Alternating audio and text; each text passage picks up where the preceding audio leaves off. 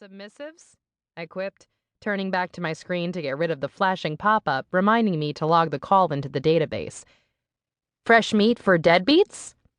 Sarah made a small noise of dismay. You're too hard on them. Not everyone who has a tail is a jerk. I winced. That was careless of me. Sorry, I said, keeping my voice light and playful. You know I didn't mean that. The hours are strange, the clients are even stranger, but I like it here. It was true. My job paid well, I ran the office like it was my own, and I got to watch over my baby sister 24 hours a day, ensuring her safety. Life was good, if a little strange. My job was to set up new profiles and match up clients, in addition to running the office.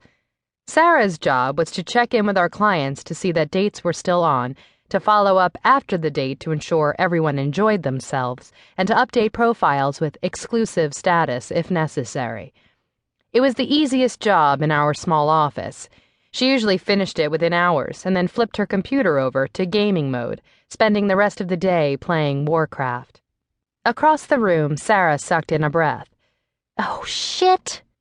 I turned to glance back at her again. What's wrong? Profile number 2674, that's what's wrong, she said anxiously. Oh boy, I didn't even have to access the profile to know who it was. What's Rosie done now?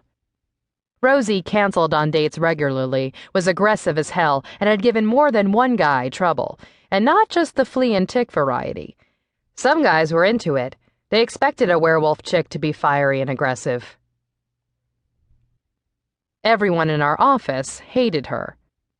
What's she done now? I repeated, anticipating the complaint call certain to come in. She's canceled a date with a cat shifter through the website. Sarah raked through her short, swingy brown bob, scattering the fine strands across her cheeks. Don't worry, I can handle it.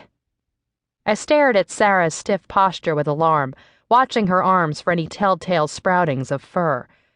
When Sarah panicked, she really panicked, and it was my job to calm her down and take care of the situation. Her life depended on it. I made my voice soothing.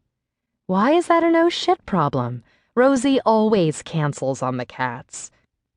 We had a string of complaints in her file a mile long. If someone canceled on a date, they were charged an inconvenience fee, but our boss, Giselle, always waived her fees, and Rosie abused the privilege. I suspected that Rosie and Giselle had some hidden agreement beyond the standard contract, but I wasn't about to ask. The only reason Rosie was still allowed in the dating service was because the pool of female alliance members was so small compared to the male membership, especially ones as attractive and willing to date as Rosie. We couldn't afford to lose her. She was brisk business.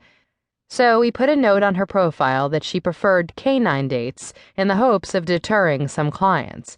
It didn't deter many. But this isn't just any cat shifter, Sarah said as I headed over to her desk. Her eyes flicked back and forth across the screen. He's a new account, one of the Russells, and his account is flagged. A flag meant that someone was powerful and dangerous, and not to piss them off or the boss would do terrible things to us. It also meant Giselle had circumvented the regular setup process and had set this account up herself. She had a vested interest in its success. We'd learned long ago not to mess with the flagged accounts, not if we valued our jobs. Oh boy, I breathed. Do I need to call Giselle about the cancellation?